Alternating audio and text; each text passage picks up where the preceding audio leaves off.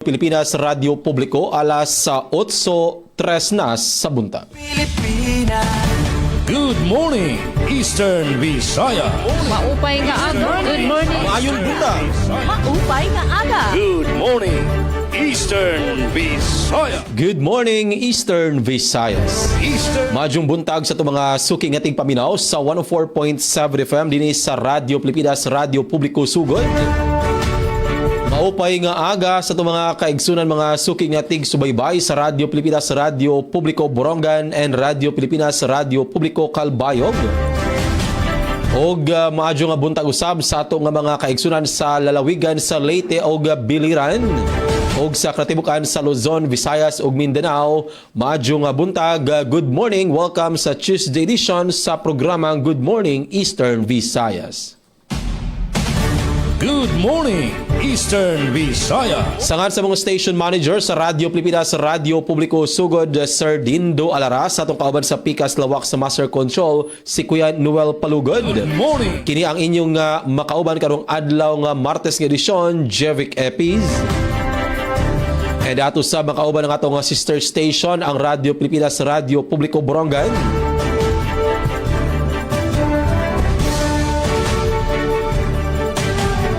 Pinagi ni Ate Daisy Bilizar og sa Radio Pilipinas Radio Publiko Calbayog pinagi ni Sir Jean Navilon. And of course ang atong kauban usab sa Philippine Information Agency Biliran nga si Sir Good morning, Eastern Visaya. si Rodrigo Victoria. Maadjong buntag usab sa atong regional head sa Philippine Information Agency Eastern Visayas, si Rayan Arinto og mga kaubanan. Ako sublion maadjong buntag gikan dinhi sa Radio Pilipinas Radio Publiko Sugod. Adlaw karon nga Martes sa Enero 6, 2026 na mga kaigsunan, ikaduhang adlaw karon sa balik trabaho, balik klase. Kumusta kahang atong mga kaigsunan sa atong mga estudyante? Human ang pipilagyod ka adlaw or semana no nga bakasyon.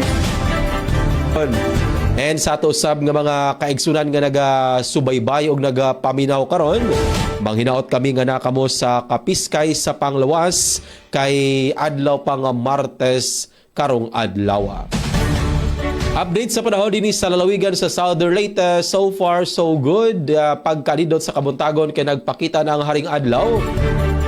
Inon dili kita magkumpiyan sa mga kaigsunan kay gani kagahapon bisan pa man og anindot ang panahon diaga pud na sinati nga pag-uwan sa pipila ka bahin sa lalawigan sa Southern Leyte. Pila usab dito sa probinsya sa Leyte sa always kita maniguro, always kita mag-andam og payong, raincoat uban pang proteksyon para usab dili kita makaproblema no og magkaapi kay labi na sa mga estudyante kay balik na ra sa klase sa ato mga kaigsunan nga adunay trabaho. Kinahanglan nga always kita nga ready. Labi na kay napaghapon kining epekto sa shoreline gani ni adto nga weekend diha gyud pipila ka lugar ang nakasinati og pagbaha. Oras sa Radio Pilipinas Radio Publiko alas 8:07 na sa buntag. Og karon ato nang makauban ang ato nga sister station para maghatod sa ilang mga pasiunang impormasyon hulagway sa nagkalain nga lugar dinhi sa atong rehiyon 8. Ato naon ang hulagway diha sa Radio Pilipinas Radio Publiko Borongan. By the way, good morning diha sa itong mga kauban diha sa Borongan. Ato nga makauban si Ate Daisy Bilizar. Ate Daisy, maupay nga aga. Good morning and Happy New Year. Good morning, Eastern Visaya. Ate Daisy, good morning. Yes, maadjong buntaga Javic and Happy New Year gihapon. Ha iyo dada no. Ha Radyo Pilipinas so Southern Leyte and syempre ato naton magiging kaupod yun nga oras sa naton viewers, listeners para naton Tuesday edition. Taramdahan good morning Eastern Visayas, magandang morning. Bueno, tikang didi Radyo Pilipinas Borongan na supervision ito na amon station manager Ate Ruth Rivera Abunda, kaupod ko didi ha technical hi Coach Eufem Buna Jr. Ngan complete Carlitos Ricados kami. Balitaw in full force itong production team para makapaghatag hin mga balita impormasyon na tikang naman didi haamon probinsya. Mauran ay magandang morning ngayon kan Sir Jean Navilon ito Radyo Pilipinas Calbayog. Oo. Mauran nga morning haamon didi Jevic ano aton pagbabalik eskwela na amon mga estudyante yan na didi Eastern Samar tinapuhin mauran nga panahon. So kailangan dadaman dara ano iton BFF nga payong para sigurado nga protected ano tikang naman hiton oran. Sterlis man ito nagahatagihin at sarang nga mga pag-uran didi ha amon dapit kay nasring man nga iton share line it naapektuhan la din ha region amo ito Northern Samar. Takay magsapit man la kami hini nga dito Northern Samar pero nasaring man Sterlis ito nagpapauran didi naman ha amon dapit. Pero yun kun naan aton kadakan nga mga estudyante didi Eastern Samar amoy nagbabalik eskwela na may ada pa nabibilin nga nakabakasyon niya na nga adlaw. Iton mga estudyante hitbung to iton Ernani Eastern Samar in extended iton era bakasyon pati na daman na iton era trabaho darakay hapag kaya na suspended iton era work and klase darahit pagsalin orog it era ika-162 nga founding anniversary para magkamay ada hiri chance nga makaapi iton era magkarukalain nga aktibidad dida hanasabi nga bungto. Alright, so yun na naman so far ano kanina mauran yan na naman medyo hinada. Oo, inadeng aton pag-uran di naman ha syudad hiton Borongan pero just to make sure ano talaga kaulangan natin hiton payong and mahagkot naman iton amon panahon di naman ha probinsya. Alright, pag taga kuryente naman ipiktuhin nga share line ano nga naghatagin mga uuran dihan naglabay nga weekend in duha pa nga bungto ito nagpapabilin nga isolated waray kuryente particularly iton bungto iton hipapad ngan sugad man hiton maslug dara hiton baha kay pagsiguro la ano para hiton safety hiton mga member consumer owners dida hini nga mga lugar pero nagpatapod ang Eastern Samar Electric Cooperative nga kung mag-subside yung baha magdudumara dayon hin inspection iton maintenance crew hiton Isamelco para mapadaloyan nga how utrohera hiton serbisyo elektrisidad. Ipikto iton hiton Bagyo. Hiton share line ano?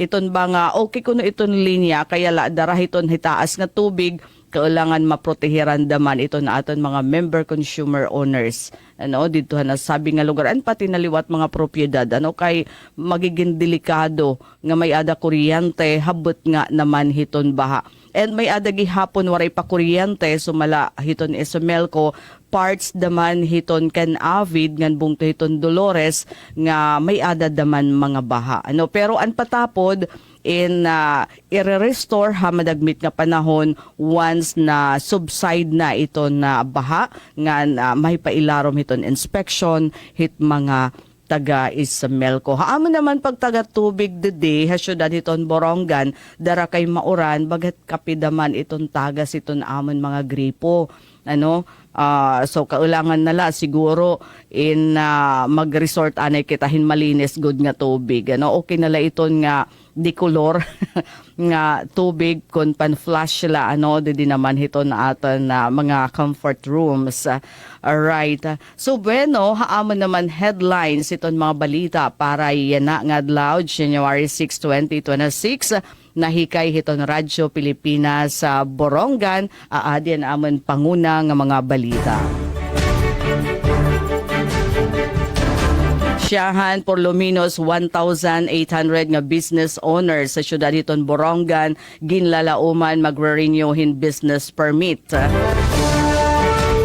Eastern Samar Electric Eastern Samar State University nag-alokar hin 3.57 million pesos para hapag-ayad haton mga building nga naapektuhan hanlinog.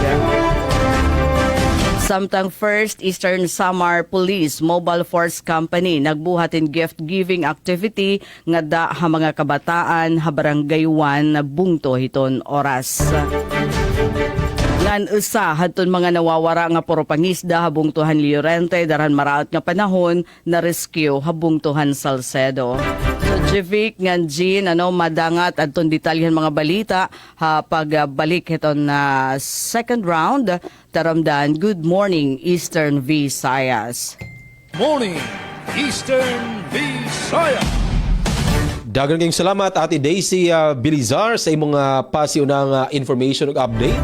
And ako sublion maadyo nga buntag sa atong mga kaubanan diha sa Radyo Pilipinas Borongan. Oras nato alas 8:13 na sa buntag ug karon ato sabdawaton ang pasiunang impormasyon, ang hulagway sa og sitwasyon sa Radyo Pilipinas sa Radyo Publiko Calbayog sa ilang mga areas nga gitutukan. Maadyo nga buntag kanimo acting station manager Sir Jean Navilon. Good morning, Eastern Visayas. Sir Jean, maadjong buntag. Yes, maayo buntag kauban Jevic. Good morning sa bugos nga persa sa nadiway SL Sugod Southern Leyte sa pagpanguna ni SM Dindo Alaras. Good morning mo pay aga naman kan kaupod Daisy ug sa bugos nga persa sa DYES Radio Pilipinas Borongan City sa pagpanguna ni Station Manager Ruth Abunda nga nadidi sa syudad sa Calbayog maadlaw yan na maupay na lang kayo mundang nakakulop ang sa gunson mga pag-inuran-uran. Maupayan na yan na namon panahon dito sa syudad sa Calbayog. Anton mga estudyantes nag-enjoy sa tunira halaba nga bakasyon. Tungod kay suspended kakulop ang klase tungod sa shoreline. So, didi sa Calbayog City, naging mahimyang ang syudad sa Calbayog sa naglabay ng 24 oras so aray mga untoward incidents labot nala. Sa mga vehicular accidents nga nagkahitatabo, maugod din dito sa syudad sa Calbayog. Mas damo pa ang mga nagkabibiktima sa vehicular accidents, mga aksidente sa kadalanan. Ikumparar sa mga shooting incidents nga diin anton mga nabibiktima ang kasagaran mga batanon. May dadi abiso ang Calbayog Water Company tungkol sa gunson nga pag inuran-uran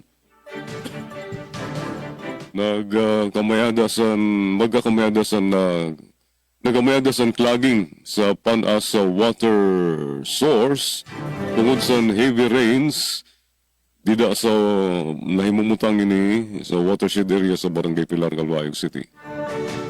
Makaka-experience siya na water interruption to low pressure, tubtob kawaray awasan tubig sa iyo mga gripo sa katanan ng mga konsumidores.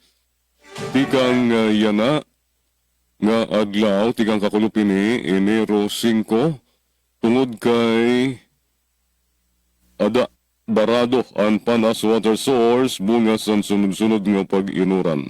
Apektado nga mga lugar bugos nga service area.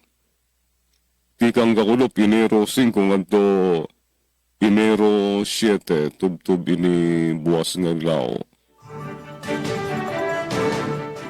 Mao ini ang paibaro sa Calbayog Water Company. Sa pagtaga kuryente naman nga di kita sa FB page sa Melco 1 padayon lagi hapon niya na aton nakikita ang magbarayad palanat sa bagong tuig mga magbarayad sa kuryente.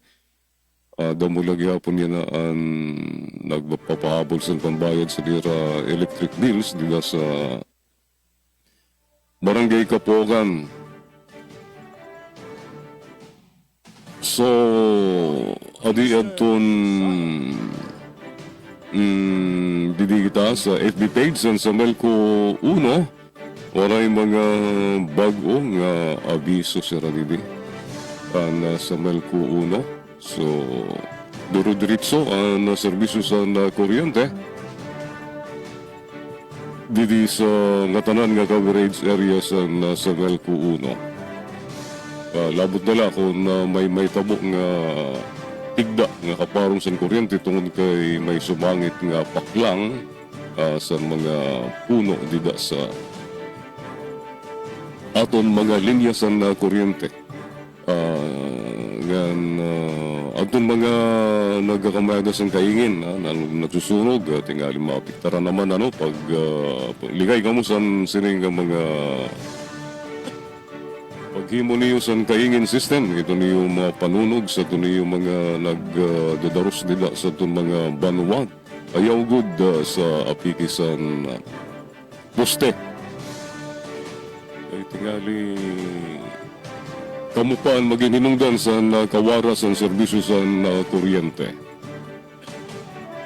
So, waray anuman nga abiso, mga kasadto pa yun katapusan sa tuig 2025 nga era mga abiso din sa era FB page sa Melco 1.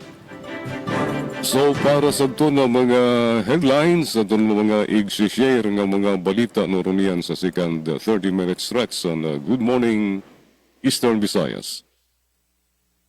Sunog sa warehouses sa Lawangdo del Samar nagresulta sin 24 milyones pesos nga danyos perwisyos. 13.39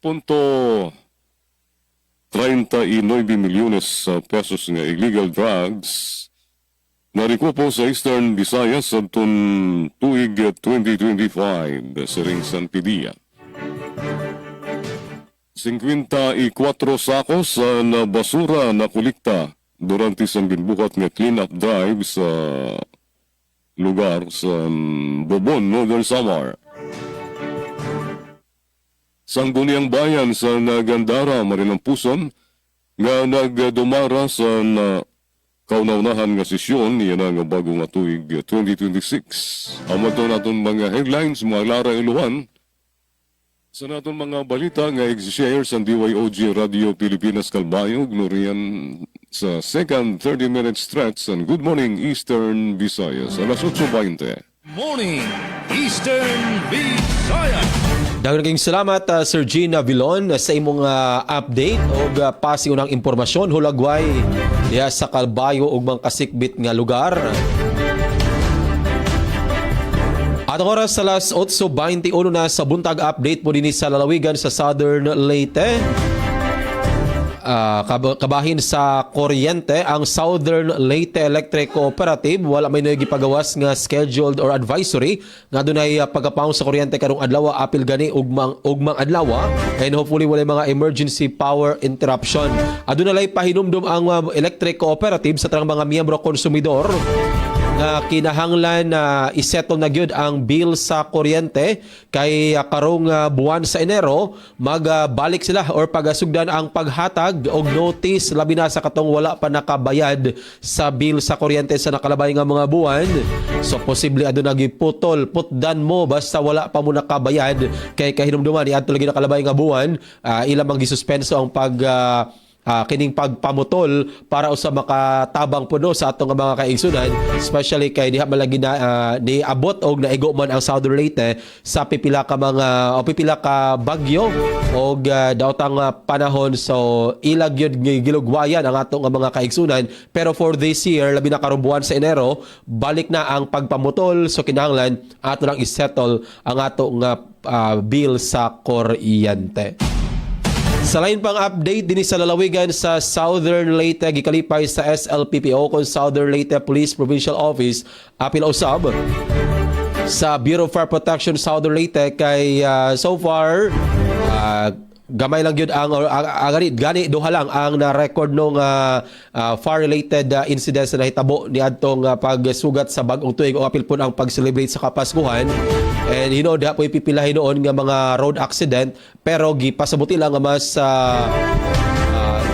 ang ilang general nga assessment is hapsay og malinawon gyud ang naasoy nga selebrasyon. And with regards pod sa nahitabo nga repekto sa shoreline ni adto nga weekend, gipasabot pod sa Philippine Coast Guard nga iabot sa kapin 200 ang mga na-stranded nga mga pasahero, and diha po'y pipila ka mga rolling cargos ang na-stranded sa pipila ka mga pantalan dinhi sa lalawigan sa Southern Leyte.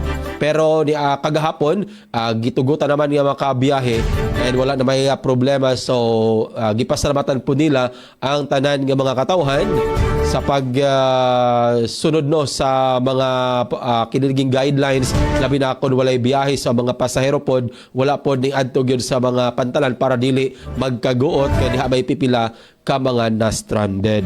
And para karong buwan sa Enero na ay pipila ka mga lungsod ang magsaulog sa kafiestahan sa Balaang Bata or kini nga Senior Santo Niño, partikular ang lungsod sa Buntok o lungsod sa Malitbog karong January 15 next week.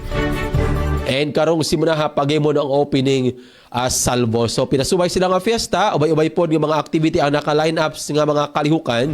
Adunay mga niadto pang weekend gisugdan ang half marathon diha sa lungsod sa Buntok og ang uban pa nga mga activity sa 5th district sa Leyte pod, kasikbit lang sa Southern Leyte. Nag-start na pod ang preparation sa lungsod sa Bato. Ang ilang fiesta karon pong January 25. Basta January gani sinulog fiesta sa Cebu. Sa Rice sinulog and di po palupig na po'y sinulog dinhi sa Southern Leyte. Gani ang dakbayan sa Maasin Ate Daisy og Sir G na po'y pinalahi nga pagsaulog sa fiesta sa Balaang Bata. Kini gitawag og Sakay-Sakay Festival. Tinuig kini nga kalihukan agi pod og pag-celebrate sa kapistahan sa Balaang Bata karong buwan sa Enero. So wala pa hinugi gipagawas nga final schedule ang dakbayan, pero every year dako gyud ang activity diha sa dakbayan sa Maasin ang Sakay-Sakay Festival. May dayton, syempre no, fluvial parade yung meron. Yes, today. Sakay, ano? Yes, today kining Sakay-Sakay Festival is kung ginaya fluvial, fluvial procession. Din mao ni ang kalagi kanang naandan lagi sa dakbayan kada January nga nagyoy sakay-sakay na fluvial procession, and then karon gihimo na gyud nga festival. And aside ni ana napay mga pakulo, Higantes Festival or mga pa-contest, and aduna po yung mga street dancing competition og mga pa-contest like Baruto contest og uban pa para maghatag og kalingawan sa atong mga kaigsuonan. So bisan na humana ang holiday season, no, daghang activity sa dakbayan padayon gihapon karong buwan sa Enero. And kumusta man, Jivic, yung yung biyahe hadagat didayo dapit? Yes, Ate Daisy, gani Lifted na pa yung suspension? Yes, kagahapon pa Ate Daisy, sa to na sayran is lift na ang suspension and nanay nakabiyahe, and mao po na ang gipasabot pod sa Coast Guard kay niadtong weekend hagyoy 200 kapin ka mga na-stranded, and ilang gipasalamatan ang uban nga mga katawhan labi na katong nagaplanong mobiyahe atong nga time kay wala gyud sila ng lahos kay ang ilang kabalakan basin baya og ang abiso na wahiba, so magkaguot sa mga pantalan. Pero gipasalamatan nila kay andaman pod ang matag pantalan dinhi sa lalawigan. Gani na mga pantalan nga nanghatag og mga kining mga pagkaon sa ato nga mga kaigsunan labi na katong mga driver og driver sa rolling cargos nga naapektuhan sa naasing suspension. And sa karon anindot na ang panahon gani sa isla sa Limasawa aduna nay biyahe, pero matud pa sa mga residente dito di gyud malikayan kining bawd-bawd. So naadad na sila, pero sa mga pasahero mga turista no basin og mahadlok pa, pero dili man po na mularga ang ato nga mga pambot or mga operator no og mga lansya diha basta aduna gyoy risgo and magpagawas og advisory ang Philippine Coast Guard. And ato na po ipasabot Ate Daisy og Sir Jane, gipasalamatan sa isla sa Limasawa or LG Limasawa ang tanang mga katawhan labi na naka-record sila og dako gyud daghang numero sa mga turista ni adtong holiday season ni adtong buwan sa December. Pagkadaghan gali dihay adlaw nga nagapuno-puno na ang ilang mga kuan dito mga homestay, mga hotels o resort, and tungod lagi po na kay pipila pod kasi mana adlaw ang bakasyon. So usa pod gyud ang Limasawa sa gibisita, and gani karon pod sa Limasawa is padayon pod ang ila gyud nga pagpaniguro kay posible pa daghang pagapong turista nga mobisita gumikan kay na may regular trip gyud sa barko nga nagalawig dakbayan sa Maasin paingon sa isla sa Limasawa, vice versa, unlike sa nakalabay nga mga katuigan o mga buwan nga walay dako nga barko. So karon is na may dako nga barko, so usa po na karason nga no daghan na ang katawhan nga gusto gyud mo bisita sa isla sa Limasawa. Ang ganda kasi ng Limasawa, Jevic, talaga aside la ito on historical significance, ang ganda doon. Very clear yung tubig, yung lagoon. Correct, oo. And aside sa kining mga beach resort dito Ate Daisy, ang kuan pod, ang ila dito nga kiniganing nakapalit ba ka atong baligya dito nga si Travis nukos nga buwad. Oo, sa gina sa ila dito nga kuan produkto ang kining nukos nga buwad. And aside ay sa Limasawa Island Ate Daisy dinhi sa 5th district sa Leyte, apil man sa among gitutukan no kining Matalom nga na ang Canigao Island, usa po ni sa gidumog yun di adtong nakalabay nga buwan kay usaman kini sa kining tourist attraction dinhi sa atong rehiyon. Gani gitawag po kini og mura daw ka Boracay Island din sa Eastern Visayas. So diha na sa Matalom, Leyte. And of course ang 4 islas kay niadto nakalabay nga buwan sa December, diha rabay usa ka cruise ship ang nagdalag yun og 80 kapit ka mga turista ang nibisita usab kay part kini sa mga area lugar nga kini mga tourist attraction or destination nga gikuan gyud gipaila-ila na gyud sa ato nga Department of Tourism, and hopefully ato pagudi sila nga suportaran pinaagi sa pag-invite sa ato mga kaigsunan nga mobisita dinhi sa ato nga mga tourist attraction, particular ang 4 islas sa Inupakan, Leyte, diha pod sa or dinhi pod sa Canigao Island sa Matalom, isla sa Limasawa sa Southern Leyte, ug naputay Twin Island no ang San Pablo ug San Pedro, gitawag kini og pong gamay ug pong dako sa lungsod sa Hinunangan. So mo kana ang ato nga mga tourist attraction aside po sa mga historical nga mga church, dagat mga anindot mga simbahang bato nga ilado dinhi sa diocese sa Maasin or sa Southern Leyte. Oras sa Radyo Pilipinas, sa Radyo Publiko, alas 8:30 na sa buntag, o ato pod ihatag ang mga headlines dinhi sa Southern Leyte. Kapin 200 ka individual na stranded sa mga pantalan sa Southern Leyte tungod sa epekto sa shearline ni adto nakalabay nga weekend.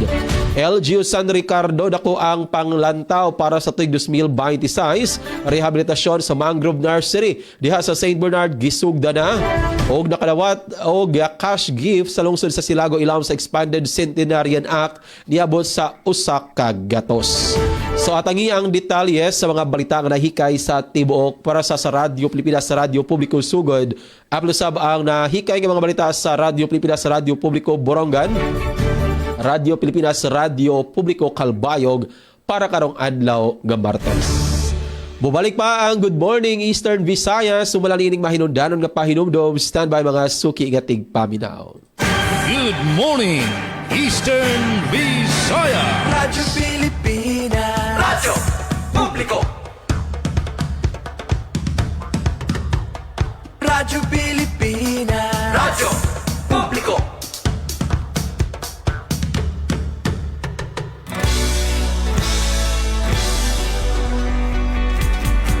Mahalagang mga balita, napapanahong impormasyon. Kami ang inyong gabay pag may bagyo at sakuna. Serbisyo ng gobyerno kapag may nangangailangan. Mga proyekto ng Pangulo, damang-dama ang pagmamahal niya. Tulay ng mga hinaing, ang problema ng bayan ating lulutasin. Tulay sa himpapawid, tulay ng pagbabago. Radyo Pilipinas, Radyo Publiko, ng bagong Pilipinas. Radyo Publiko, Radyo bagong Pilipino. Mga proyekto ng Pangulo, damang-dama ang pagmamahal niya. Radyo Pilipinas, radyo publiko, ang boses ng Pangulo.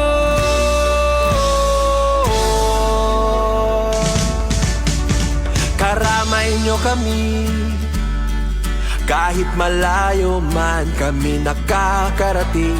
OFW magsasaka, buhay ay iba't iba, san mang lugar ng bansa natin. Tulay ng mga hinaing, ang problema ng bayan ating lulutasin.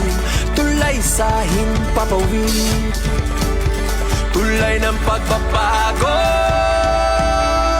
Radyo Pilipinas, radyo publiko ng bagong Pilipinas. Radyo publiko, Radyo Pilipinas, radyo publiko ng bagong Pilipino.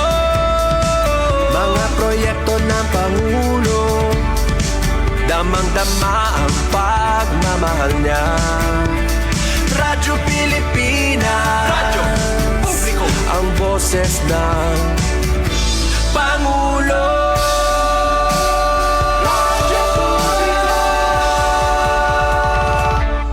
Oras sa Radyo Pilipinas, Radyo Publiko, alas 8:34 na sa buntag.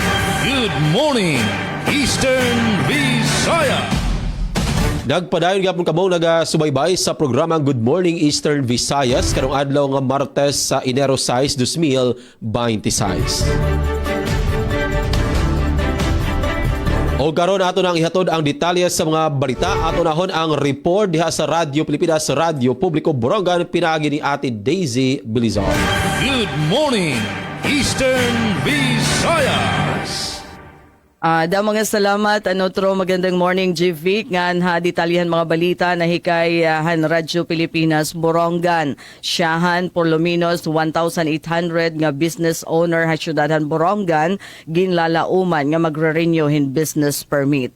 Ang detalyahan report, ikang kan Engineer Sok Aberia. Radyo Pilipinas Report. Ginaprobaran ang pundo nga nagkakantidad.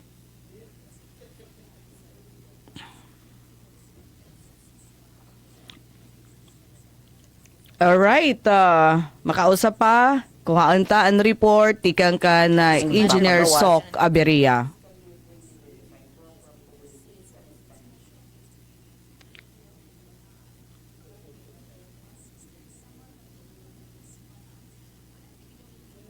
We're saying magandang morning, Ana. Itong perat aton mga viewers online. Franz Navarrete Proby is saying good morning, Eastern Visayas. And si Jane Mingote. Pati gihapon kan Arlene. Magandang morning. Balikan tan report, ikang kan Engineer Sok Aberia. Lieutenant Colonel Ambos.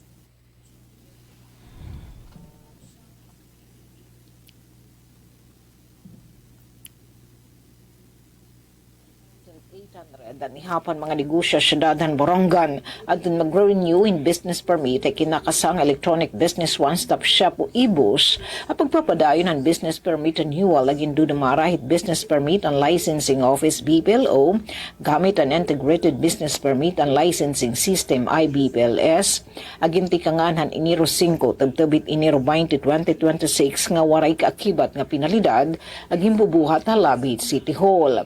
Ginaabi-abi ni BPLO Section Head Ms. Luis Bianca Limbawan Agda ang business owner sa syudad nga magproseso ang business permit renewal online. Bisitahon ang webpage sa BPLO link na https://bpbc.ibpls.com/City of Borongan Eastern Samar/ ngan pihuon nga naakomplisar na ang tanan nga requirements agud maging madagmit ang pagproseso ang business permit.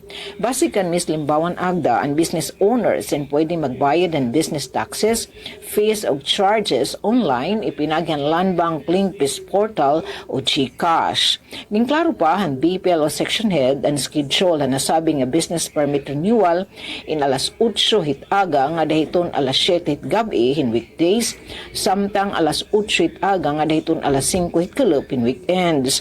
Upod liwatan business transactions ang tataga da ibus adto new business o business permit retirement ang mga negosyo nga iguudang anay. Para sa Bagong Pilipinas, Sok Aberia, Radyo Pilipinas, Radyo Publiko, Borongan.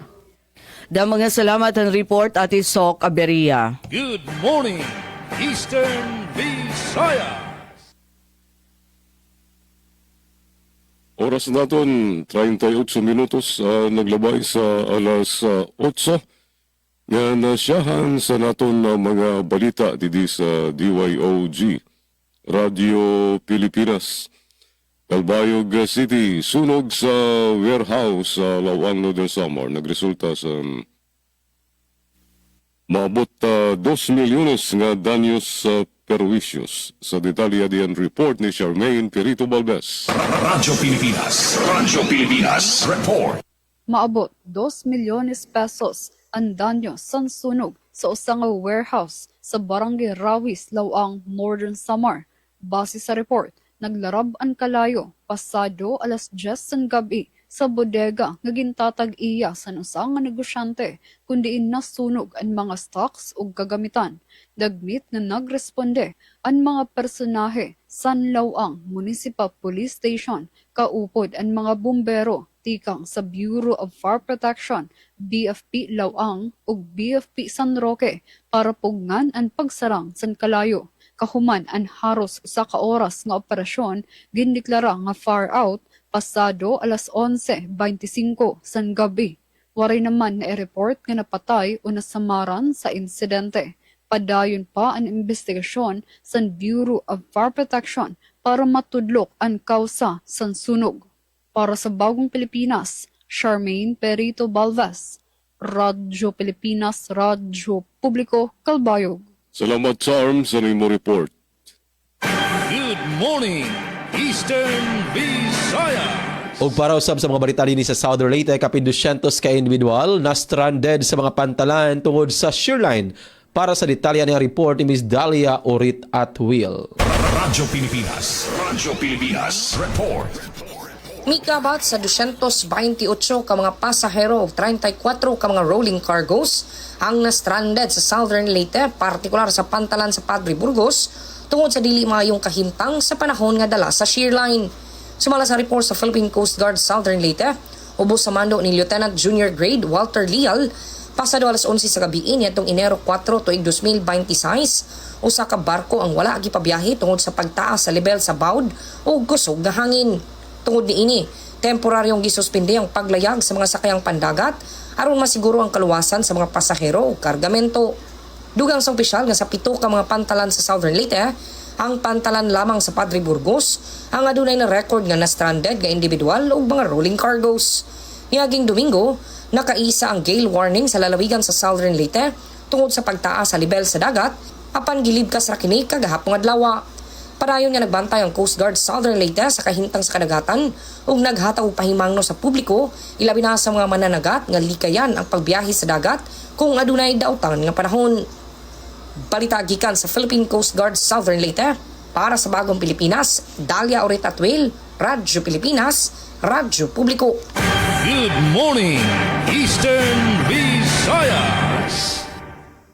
Anaton oras, mayada na kita 41 minutos sa nakalubayhan alas 8 haaga ngan dugang nga balita nahikay han Radyo Pilipinas Borongan.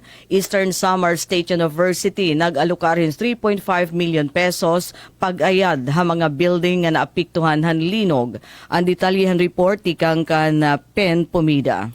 Radyo Pilipinas report. Ginaprobaran han Eastern Samar State University ESO Board of Regents ang pundo nga nagkakantidad 3,500,000 571,301 pesos para pag-ayadhan mga building nga nadaot katapusan sunod-sunod nga linog han October 10, 2025. Ini nga alokasyon inigpapagawas tikang nga fiscal year 2025 program of receipts and expenditures han internally generated fund.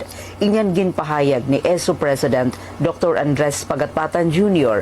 durante ang ginbuhat nga mini press conference on university updates didhan December 26, 2025 Hakanugtan Hall, Borongan nga gintambungan han mga opisyal han ESO, representante tikang ha iba-iba nga campus, student officers, local media, campus publications, faculty staff ug iba pa nga stakeholders. Sumalakan Dr. Pagatpatan base ang Resolution number 2380 of 2025, lakipan mga apektado nga pasilidad ang College of Law, College of Nursing and Allied Sciences, College of Technology, Graduate School, Teatro Ibabawnon, ICTC Building, IGP Building, Infirmary Building, College of Information Technology, Old Mass Communication Building, Library, ARIC Building, College of Sciences, ug College of Agriculture. Ang pundo'y gaalukar para pagpalitin materyales ngan bayadhin labor para ang immediate repair ngan rehabilitation base masiguro ang integridad, seguridad ug operasyon han universidad. Por lo menos 4 kasimanan pag-implementar han nasabi nga proyekto. We also have here a resolution approving the budgetary allocation for the repair of the university building damage by series of earthquakes. Ito lahat ng may damage na building, nagkalugin tayo ng mga pundo para mabili ang kailangan ng mga materials. The amount is 3,571,301. Ito ay approve ng PUR. I am just sitting down dito magagawa kasi kahit na pag-approve, sabi ko nga sa inyo, hindi madali pag-approve pag-release ng pera because it has to undergo process or procedure so that we will not be disallowed. The transaction will not be disallowed like over. Mayroon tayong 3.5 million para sa mga repair na gagawin natin. And the other one is Lakip han ginhimang rawan hakatitirok ang patapod han pamunuan nga igpapatuman na ang face-to-face classes antes matapos ang Enero 2026. Para bagong Pilipinas, inhi Penelope Pumida, Radyo Pilipinas, Radyo Publiko, Borongan. Mga salamat ang report, Ati Pen Pumida. Good morning, Eastern Visayas. 113.9 milyones pesos nga illegal drugs na rikupo sa Eastern Visayas adtong naglabay nga tuig 2025 sa rinsan PRO 8 sa detalye. Adyan report ni Suset Pretemcio. Radyo Pilipinas report. Umabot sa 113.9 million pesos ang kantidad sa iligal nga droga nga nasamsam sa pulisya sa Eastern Visayas sa doon naglabay nga tuig 2025 mahuman ang masobra mil nga operasyon sa Police Regional Office 8 o PRO 8. Sumala sa PRO 8, nagdumara ang buhatan sa 1,085 illegal drug operations nga nagresulta sa pagkakumpiska sa 23.19 kilos sa illegal nga droga. Kalakip sini ang 15.76 kilos sa shabu, 773.76 kagramos sa marijuana, ngan 6.65 kilos sa cocaine, nga may kabagusan nga kantidad sa 113.91 million pesos. Ginreport liwat sa PRO 8 ang pagsurrender sa 204 nga miyembro sa New People's Army, pagka-recover sa 60 nga pusil, ngan 14 nga paboto, ngan pagka-aresto sa 34 nga rebelde. Sa iba pa nga operasyon, 1,891 katawo ang naaresto sa 709 anti-gambling operations, samtang 3,702 violators ang nadakop sa 1,990 nga operasyon kontra iligal nga pangisda nga nagkakantidad sa 173.06 million pesos ang nasamsam. Pahayag sa PRO 8, nagpapabilin nga padayon ang mga operasyon agud masiguro ang mas talwas ngan mahapsay nga Eastern Visayas. Para sa Bagong Pilipinas, Suzette Pratencio, Radyo Pilipinas, Radyo Publiko, Kalbayog. Salamat Suset sa nimo report. Good morning, Eastern Visayas. Sa lain mga balita din sa Southern Leyte, ang LGU San Ricardo dako ang panglantaw sa tuig 2026 para sa detalya na report ni Ma'am Gemma Destriza. Radyo Pilipinas. Radyo Pilipinas. Mainit ang Report. gidawat sa LGU San Ricardo ang bagong tuig ug ang unang simana niini nga puno sa positibong pagbati, bagong paglaom ug kasing-kasing nga dedikado sa pag-alagad sa mga katawhan. Gipanguluhan ni aktibong Mayor Dr. Fem Domingo, din gisugdan ang simana pinaagi sa usa ka seremonyas sa pag-alsa sa bandila aron pasidunggan ang pinalanggang nasod ug ingon man pahinumduman ang tanang kawani sa ilang responsibilidad isip alagad sa publiko. Bisan niyano kini nga kalihukan apan adunay dakong kahulugan tungod kay nagpamatuod kini sa panaghiusa, disiplina ug gugma sa nasod. Sa pag-alsa sa bandila, gibati sa tanang nanambong ang kalig-on o garbo isip mga Pilipino. Sa pagsugod sa bagong tuig, gipalig-on sa LGU San Ricardo ang ilang pagpanumpa sa mas maningkamot ug magpabiling matinud-anon sa ilang mandato. Tinuod nga dedikado ang kasing-kasing sa pagserbisyo sa matag San Ricardohanon sa gamay man o dagkong paagi.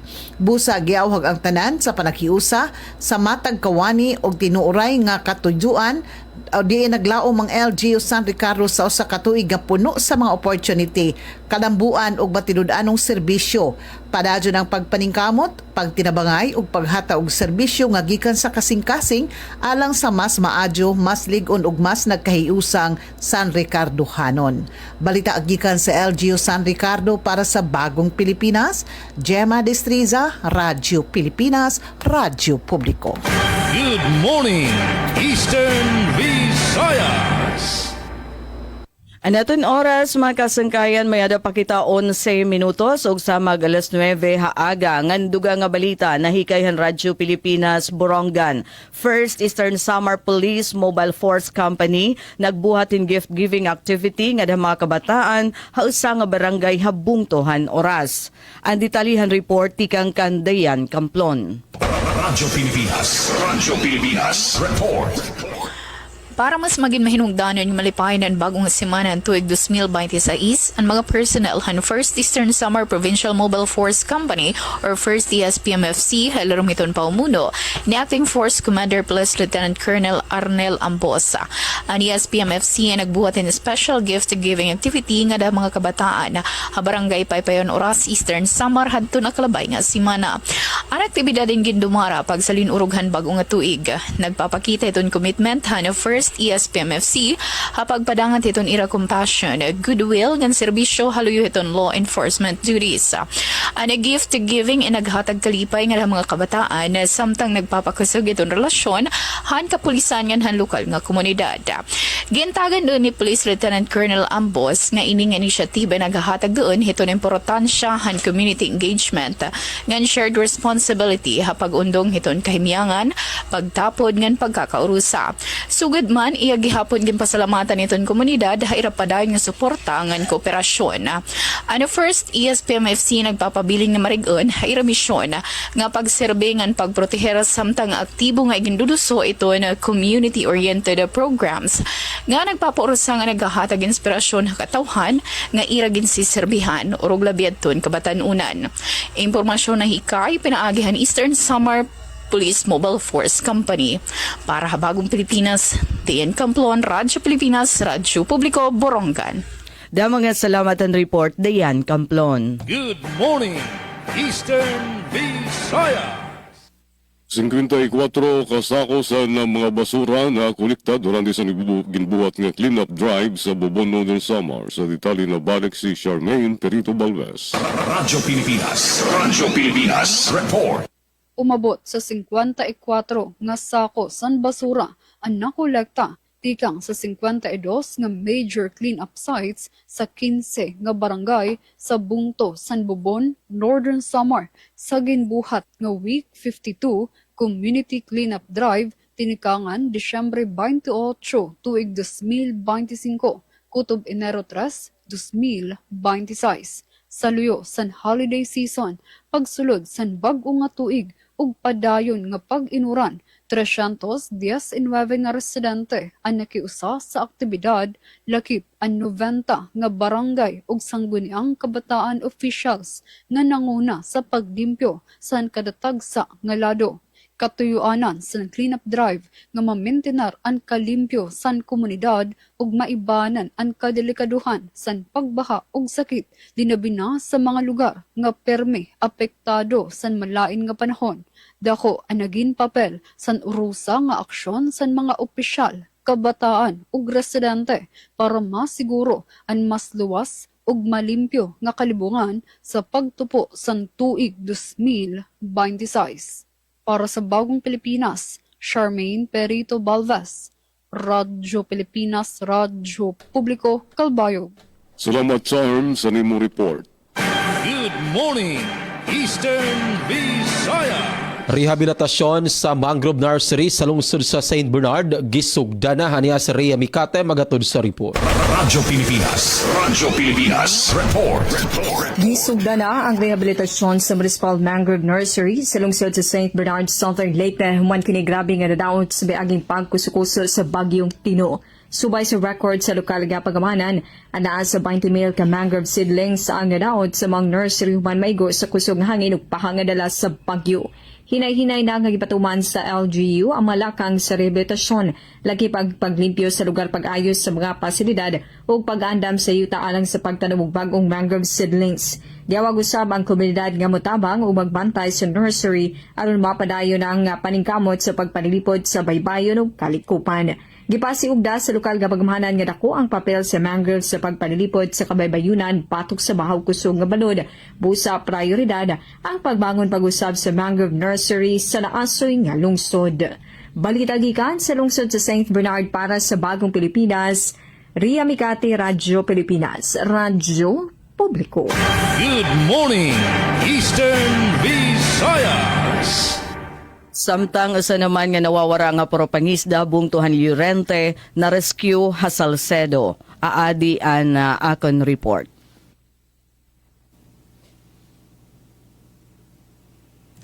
Ha-impormasyon gikan nga Llorente Municipal Police Station, pinaagi kan Captain Bermudo Colo III, Chief of Police San Bungto, malangpuson nga nasalbar ada na talwas nga kahimtang nga nakauli na haira panimalay an usahan duha nga nawawara nga propangisda nga nahiaptanin maraot nga panahon hadagat ha naglabay nga Enero 2. Sumalakan Golo hiihan Alistre 25 anyos, inigin turnover han MDRRM Salcedo haira estasyon kakulupan alasaisan aga. Haasoy ni Alistrin nalunod anira sa kayan hatun udtuan Enero 4 tungod hindag ko nga balod. Naglangoy hirati pa kadto si Chutong Kip Llorente. Kundi habot nga anira paningkamot, hirain nagkabulag haniya upod. Dugang pa ni Alistri haros 13 oras siya nga naglinutaw-lutaw hadagat ante siya igano da pangpangan barangay Alog bungtuan Salcedo han alas 3 kaagahon kakulup. Gintabangan hiya han mga residente ngan gindaraha MDRRMO Salcedo. Sumala naman kan Captain Gulo, padayon ang pagbilinghan upod hiningay Anthony Yusores Flores, 50 anyos, nga tubtubya na inwaray pamaya agi. Nakipagsumpayan naghihapon nira sapit ng mga bungto, nga na Philippine Coast Guard agud mabilngan ang biktima.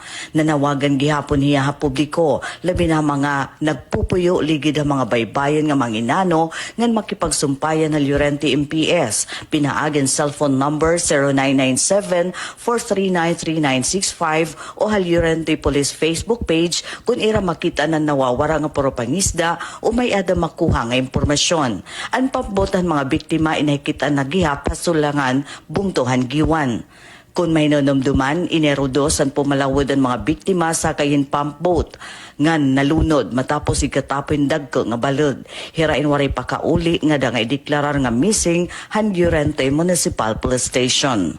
Para habagong Pilipinas, Daisy Lalosa Bilizar, Radyo Pilipinas, Radyo Publiko, Borongan.